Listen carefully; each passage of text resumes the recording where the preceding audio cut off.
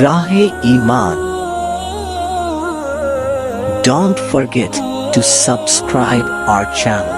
الحمد لله نحمده ونستعينه ونستغفره ونؤمن به ونتوكل عليه ونعوذ بالله من شرور أنفسنا ومن سيئات أعمالنا من يهده الله فلا مضل له ومن يضلل فلا هادي له ونشهد أن لا إله إلا الله وحده لا شريك له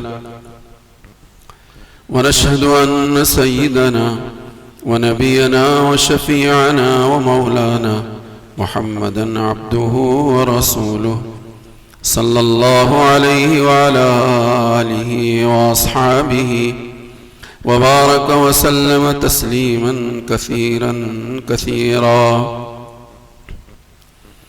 أما بعد قال النبي صلى الله عليه وسلم سبعة ظلهم الله في ظله يوم لا ظل إلا ظله إلى آخر الحديث. اللهم صل على سيدنا مولانا محمد وعلى آل سيدنا مولانا محمد وبارك وسلم. اللهم صل على سيدنا مولانا محمد وعلى آل سيدنا مولانا محمد وبارك وسلم. اللهم صل على سيدنا مولانا محمد وعلى آل سيدنا مولانا محمد وبارك وسلم.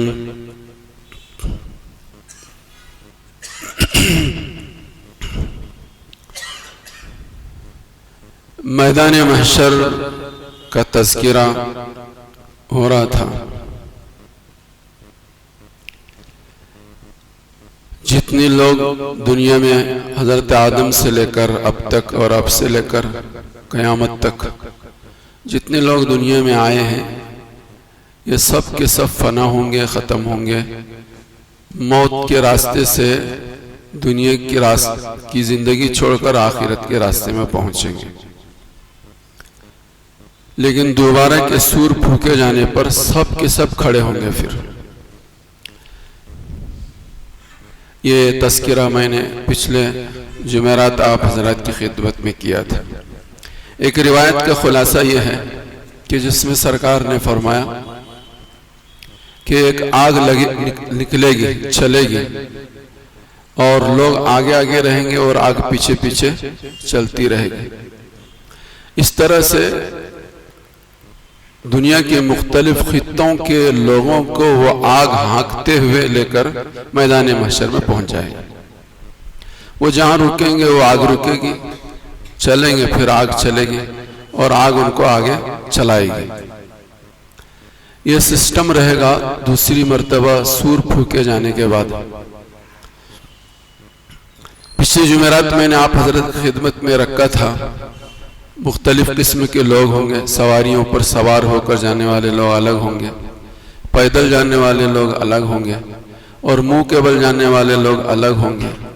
اور کچھ لوگ ایسے ہوں گے جن کو اللہ اندھے، گونگے اور بہرے بنائیں گے، اور وہ لوگ بھی میدان محشر کی طرف ہانکے جائیں گے اور لے کر جائیں گے. قرآن کریم نے بھی اس کا تذکرہ فرمایا، من اعرض عن ذکری فإن له معیشۃ ضنکا ونحشره یوم القیامة اعما قال رب لما حشرتنی اعما قال قد كنت بصیرا قال كذلك اتتك آیاتنا فنسیتها وكذلك اليوم تنسى. قرآن کریم نے یہ کہا کہ جو لوگ اللہ کے ذکر سے غافل ہو کر دنیا میں جیتے ہیں، اللہ ان کی دنیا کی زندگی کو بھی مقدر کر دیتے ہیں. ان کی زندگی بھی اچھی نہیں ہوتی، بہتر نہیں ہوتی، سکون نہیں ہوتا، چین نہیں ہوتا. اسباب کا ہونا، وسائل کا ہونا یہ سکون اور عیش و آرام کا ذریعہ اور سب بہانہ نہیں ہے، بلکہ ایک سکون اور ایک لطف جو ہے وہ اللہ کی غیبی نعمت ہے. وہ جس کو دیتے ہیں اسی کو ملتی ہے. اسباب اور وسائل سے دولت حاصل نہیں کی جا سکتی. اللہ مجھے بھی اور آپ کو بھی پرسکون پر لطف زندگی دے دے. ایک وقت کھانے کو نہ ملے کوئی حرج کی بات نہیں، اطمینان کی زندگی ہونی چاہیے. پرسکون زندگی ہونی چاہیے، ہم اور غم کسی قسم کا نہیں ہونا چاہیے۔ وہ زندگی بڑی عجیب زندگی ہوتی ہے، اور وہ زندگی اللہ کے یاد سے ملتی ہے۔ الا بذکر اللہ وتطمئن القلوب، خبردار کان کھول کے سن لو، اللہ نے اپنے ذکر میں ہی اطمینان قلبی رکھا ہے۔ چونکہ ہماری زندگیاں اللہ کے ذکر سے غافل ہیں، اس لیے ہم ہمہ ہمی میں مبتلا ہیں، پریشانی میں مبتلا ہیں، ہم اور غم میں مبتلا ہیں، اور پتہ نہیں کن کن حالات سے ہم دوچار ہو رہے ہیں۔ ان سب کا حل، ہر بیماری کی دوا صلی اللہ ہے، ہر بیماری کی دوا صلی اللہ ہے۔ اللہ مجھے بھی اور آپ کو بھی سب کو سمجھنے کی توفیق دے۔ تو میں کیا کر رہا تھا؟ ہاں جی، آگ جو ہے چلے گی، وہ آگ بڑھتی جائے گی، لوگ بڑھتے جائیں گے، وہ آگ بھی آگے بڑھتی جائے گی، اور آگ کے ڈر سے لوگ آگے چلتے جائیں گے، اور وہ یہ آگ چلاتے چلاتے چلاتے میدان محشر تک پہنچائے گی، اور سب لوگ چاروں طرف پوری دنیا کے لوگ میدان محشر میں ملک شام میں پہنچیں گے۔ حدیث پاک کے اندر فرمایا کہ جب قیامت قائم ہوگی اور دوسری مرتبہ سور پھونکا جائے گا تو یہ زمین کا نشیب و فراز ختم ہوگا، بالکل اسے چٹیل میدان ہوگا، جیسا کہ ہماری ماں بہنیں روٹی بناتی ہیں، بیلن تختے پر جیسے روٹی بناتے، ہموار ایک مسطح ہوتی ہے روٹی، کہیں اونچ نیچ نہیں ہوتا، اس طرح سے بالکل اللہ پاک ہموار زمین کو بنا دیں گے، اور ساری طرف سے لوگ اکٹھا میدان محشر میں وہ آگ کے ذریعے سے وہاں پہنچیں گے۔ یہ بات بھی پچھلی جمعرات میں نے آپ کو کہا تھا کہ 1 میل کے فاصلے پر سورج ہوگا، اور کل قیامت کی دن اللہ کے سائے کے علاوہ کوئی سایہ نہیں ہوگا، ایسی ویسی کہیں نہیں ہوگی، صرف ایک ہی جگہ ہوگی، ایک ہی جگہ ہوگی، اور وہ اللہ کا نظام رہے گا۔ یہ حدیث پاک کے اندر فرمایا، اور حالت اتنی ابتر ہوگی کہ لوگ نفسا نفسی کے عالم میں ہوں گے، پسینے میں شرابور ہوں گے، اور ہر آدمی کا پسینہ اس کے گناہوں کے بقدر ہوگا، جتنی اس کی زندگی گندی ہوگی اتنا ہی وہ پسینے میں ڈوبا ہوا ہوگا۔ سرکار نے فرمایا کہ کسی کا پسینہ اس کے ٹخنے تک ہوگا، کسی کا پسینہ اس کے گھٹنے تک ہوگا، کسی کا پسینہ اس کے کمر بند تک ہوگا، کسی کا پسینہ اس کے کاندھوں تک ہوگا، اور کوئی آدمی ایسا ہوگا کہ وہ جو اپنے پسینے میں گوتے کھا رہا ہوگا۔ جتنا پسینہ زیادہ ہوگا اس کا اس بات کی علامت ہوگی یہ اتنا ہی گنہگار ہے، اور پوری دنیا اس کو دیکھے گی، جس کی وجہ سے اس کی نظریں جھکی ہوگی، اور وہ شرمندہ ہوگا۔ اللہ میری تمہاری سب کی شرمندگی سے حفاظت کرے۔ آدمی عزت کے لیے بہت کچھ کرتا ہے، اور عزت جو ہے وہ اللہ نے دین میں رکھی ہے، دین میں رکھی ہے۔ عزت کو بچانے کے لیے، ذلت سے بچنے کے لیے آدمی سب کچھ لوٹا دیتا ہے، بڑی سے بڑی تکلیف کو برداشت کرتا ہے، لیکن عزت پر آنچ آنے نہیں دیتا۔ لیکن اس دن عزت کو بچانے کا کوئی دوسرا راستہ ہی نہیں ہوگا، وہ راستہ اور صرف یہ ہے کہ آدمی اپنی ایمان اور اعمال کے ساتھ دنیا میں زندگی گزارے۔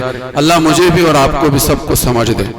تو ہر آدمی اپنے گناہوں کے بقدر پسینے میں ڈوبا ہوا ہوگا، اور ہر آدمی کا پسینہ اپنے ارد گرد ہوگا۔ ایسا نہیں ہے کہ سیال چیز ہے، سیلاب آتا ہے تو ادھر بھی جا رہا ہے پانی، ادھر بھی جا رہا ہے، جہاں اس کو نشیبی زمین ملتی ہے سیلاب آیا ہوا پانی جو ہے ادھر چلا جاتا ہے۔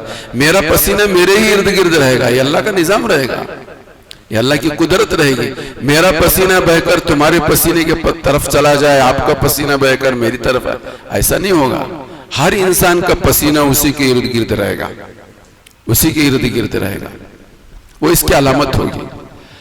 دنیا میں تھوڑا سا پسینہ آ جاتا ہے تو پسینہ تو جس کو آیا تو آیا، دوسروں کو بھی پسینہ آ جاتا ہے، وہ سمجھتے ہیں کہ ملائے اعلیٰ سے بلاوا آ گیا ہے، ملائے اعلیٰ سے بلاوا آ گیا، سب ہمہ ہمی میں مبتلا ہوتا ہے، بھاگا بھاگی شروع کر دیتے ہیں۔ اس دن پسینہ اتنا آئے گا، حدیث میں سرکار نے فرمایا جس کا مفہوم ہے کہ 70 ہاتھ زمین تک اس کا پسینہ پہنچے گا، مسلسل اس کے جسم سے پسینہ بہتا رہے گا۔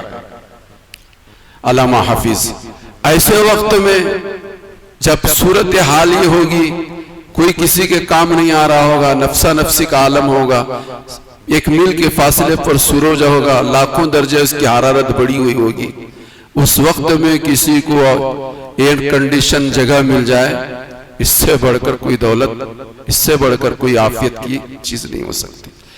بار بار آپ حضرات کے سامنے بات آئی ہے، دنیا کی ہزاروں لاکھوں کروڑوں تکلیفیں، یہ سب کے سب رائی کا دانہ کہنا بھی غلط ہے، یہ تو ایک خواب ہے، اس کی کوئی حقیقت نہیں ہے۔ آخرت کے عذاب کے مقابلے میں، آخرت کے حالات کے مقابلے میں اس کی کوئی حقیقت اور کوئی حیثیت نہیں ہے۔ جو وہاں کے حالات سے بچا لیا گیا وہ حقیقت میں وہ بچا لیا گیا۔ اللہ ہم سب کو بچا لے، اپنے قدرت سے بچا لے۔ ہم تو صاف ستھرے تو ہیں نہیں، اللہ سے مانگتے رہیں، کوششیں کرتے رہیں۔ تو سرکار مدینہ محمد عربی صلی اللہ علیہ وسلم نے فرمایا کہ 70 ہاتھ زمین تک اس کا پسینہ چلے گا اور اس کی مسلسل اس کے جسم سے پسینہ بہتا رہے گا۔ اس دن خوش نصیب کچھ لوگ ہوں گے جن کی اطلاع حضرت محمد رسول اللہ نے دی۔ فرمایا سبعۃ ظلهم اللہ فی ظلہ یوم لا ظل الا ظلہ۔ کل قیامت کی دن سارے مجمع میں سے 7 قسم کے لوگوں کو چھانٹ لیا جائے گا اور ان کو جو ہے وہ عرش کے سائے تلے اور مشک کے ٹیلوں پر پہنچایا جائے گا، اور وہاں وہ ایسے ہی تفریح کرتے ہوں گے۔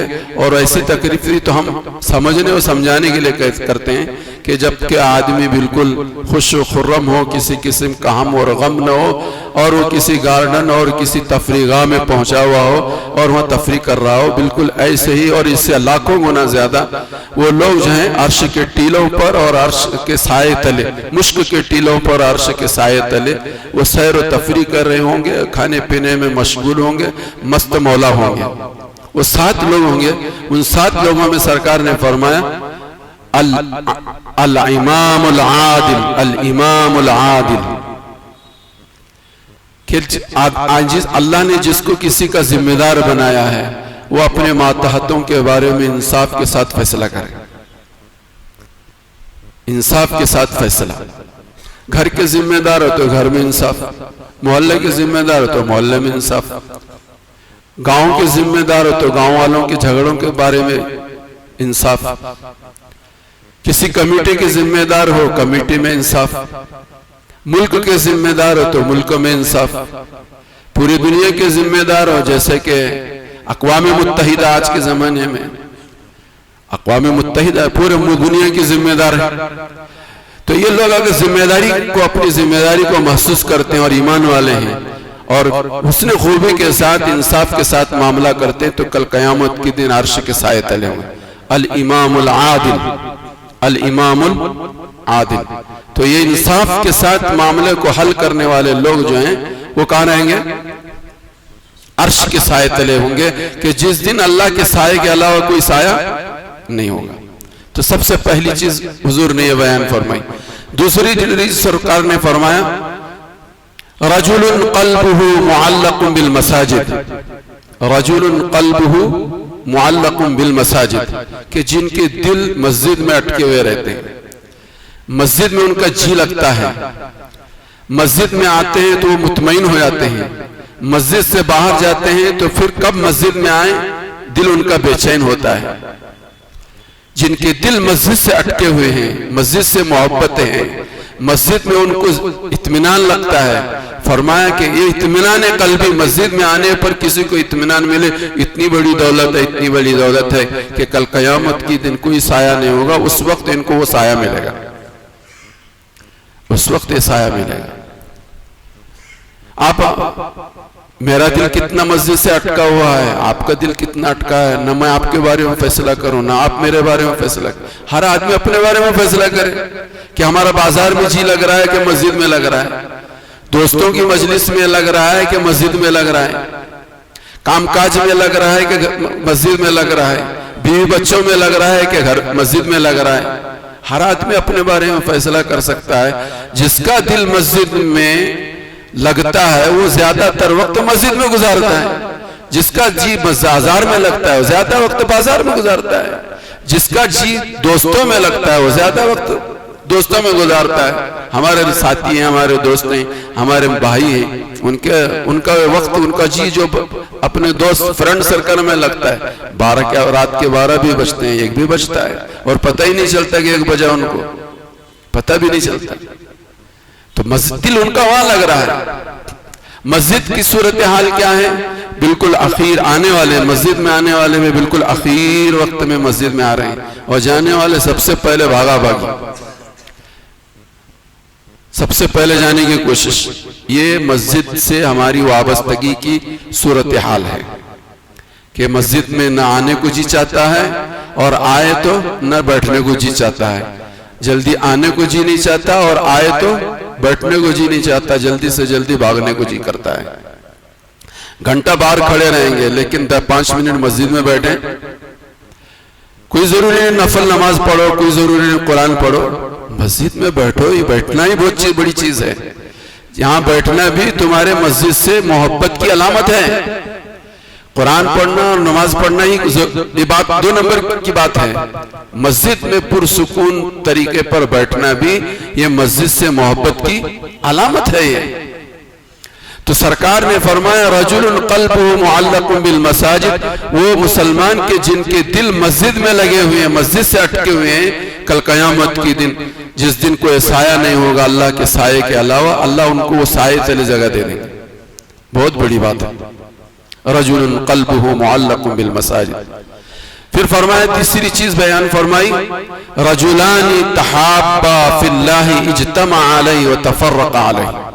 آپس میں اللہ کے لیے 2 آدمیوں میں محبت, دنیا کے لیے نہیں, کاروبار کی وجہ سے نہیں, بیوی بچوں کی وجہ سے نہیں, لینے دینے کی وجہ سے نہیں, پارٹنرشپ کی وجہ سے نہیں, دنیا کی کسی کوئی غرض نہیں, صرف ہے محبت کا کے لیے, اللہ کے لیے محبت ہے. میں آپ سے محبت کر رہا ہوں, آپ مجھ سے محبت کر رہے ہیں. کوئی 10-20 تو ایسے لوگ ہونے چاہیے کہ جن سے ہمارا سمبند صرف اللہ کے لیے ہو, اللہ کے لیے آپس کی تعلقات ہو, اللہ ہی کے لیے ملنا ملانا ہو, اللہ ہی کے لیے جدا ہونا ہو, اللہ ہی کے لیے ملنا ملانا ہو. یہ جمعہ آ کر ایک اللہ کرے کہ ایسا ہو کہ ہم سب مسجد میں آ رہے ہیں, اکٹھا ہو رہے ہیں, یہ اللہ ہی کے لیے ہے, اللہ اسی کو بہانہ بنائے. یہ تو بہت آخری درجہ ہے, ورنہ اس کا پہلا درجہ یہ تھا کہ روزانہ ہم 5 وقت سب اکٹھا ہوتے, سب ملتے, میں آپ کو دیکھتا, آپ مجھے دیکھتے, محبت بھری نظر سے دیکھتے, آپ کی خیریت میں پوچھتا, میری خیریت آپ پوچھتے. اسی کے لیے ہفتے واری اجتماع ہے, اسی کے لیے روزانے کی 5 نمازیں 5 وقت کی ہیں. آپس میں ملنا ملانا ہوتا ہے, ایک دوسرے کی خیریت معلوم ہوتی ہے, عبادت تو ہے ہی ہے, ضمناً یہ ساری چیزیں میں ہوتی ہیں.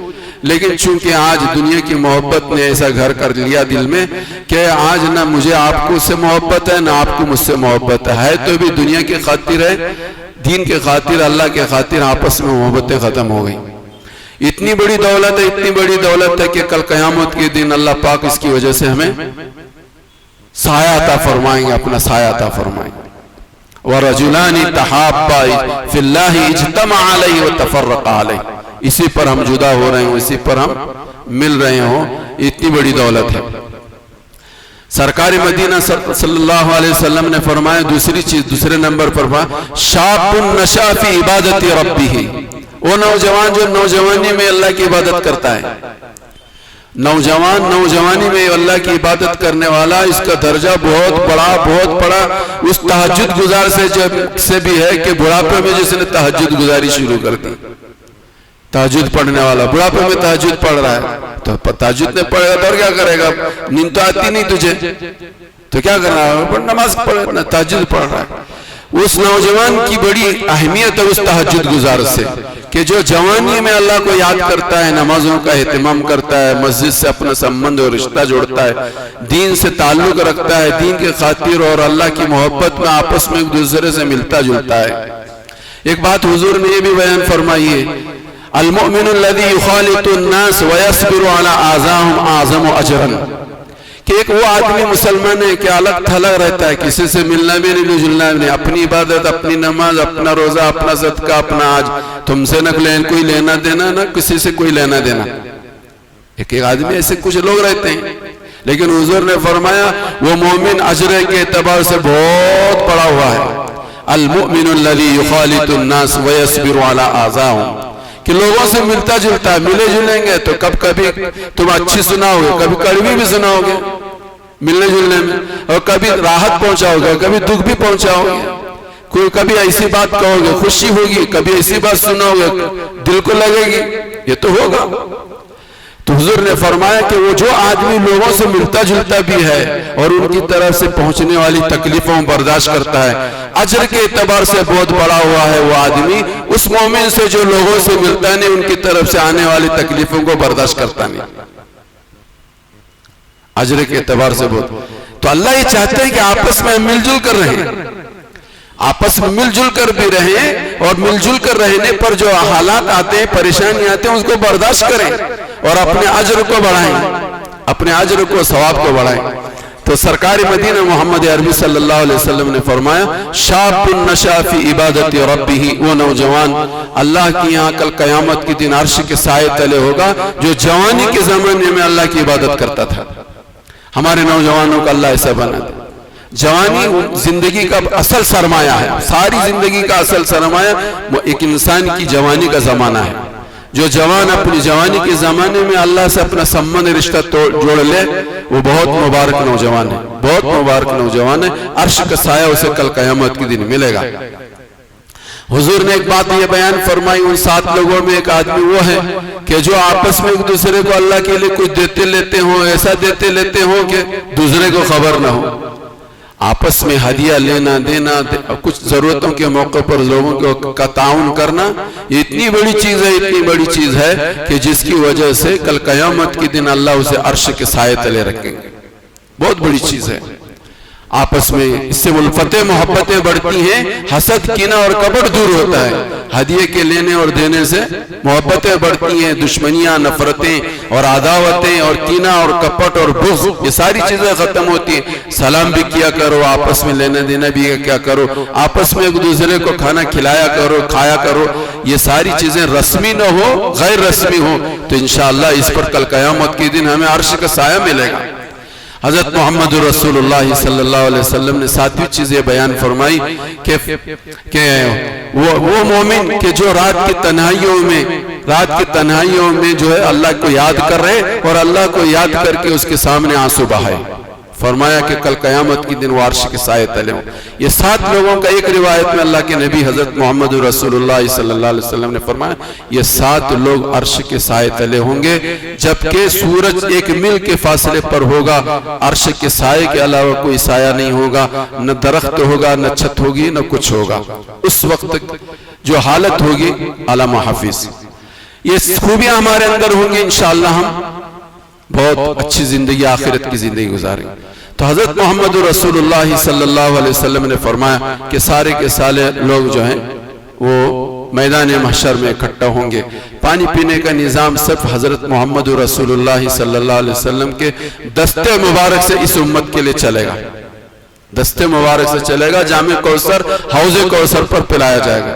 حضور علیہ السلام سے سوال کیا گیا یا رسول اللہ آپ اپنی امت کو پہلا پانی پلائیں گے اور ایسا پانی ہوگا کہ جس پینے کے بعد پھر کبھی انسان کو پیاس نہیں لگے گی، پیتا رہے گا لیکن لطف کے لیے پیے گا، جس طرح سے آپ لوگ تھمس اپ یہ اور وہ پیتے ہیں، شربت پیتے ہیں، اس طرح سے پیتا رہے گا لیکن انسان کو کبھی پیاس ستائے گی نہیں، جامع کوثر دست مبارک سے جب پیے گا۔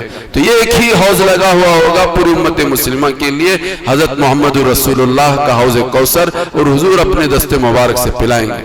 لیکن کس کو پلائیں گے؟ سرکار نے فرمایا کہ حضور سے پوچھا گیا کہ آپ اپنی امت کو پہچانیں گے کیسے؟ تو حضور نے فرمایا کہ غرن محجلین بین اثر الوضو، کہ میری امت کی علامت یہ ہوگی کل قیامت کی دن میرے حوض پر آئیں گے تو میں ان کو دیکھ کر پہچانوں گا کہ ان کے اعضاء وضو اگر چمک رہے ہوں گے تو میں سمجھوں گا کہ میرا امتی ہے، یہ میرا امتی ہے۔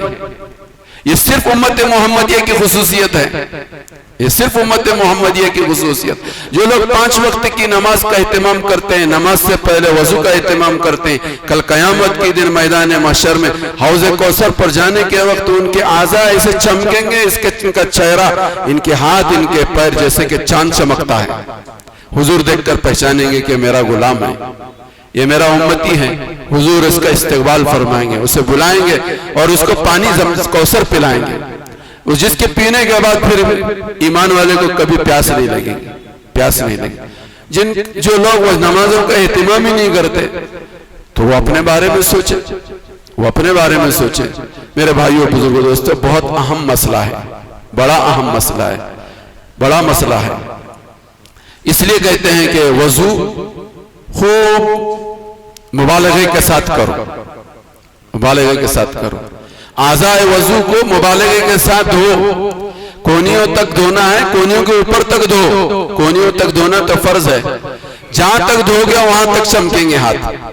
اگر کسی نے یہاں تک دھویا ہے تو یہاں تک چمکے گا، کسی نے یہاں تک دھویا ہے تو یہاں تک چمکے گا۔ یہ پورا ہاتھ ہی ہے، یہ پورا ہاتھ ہی ہے۔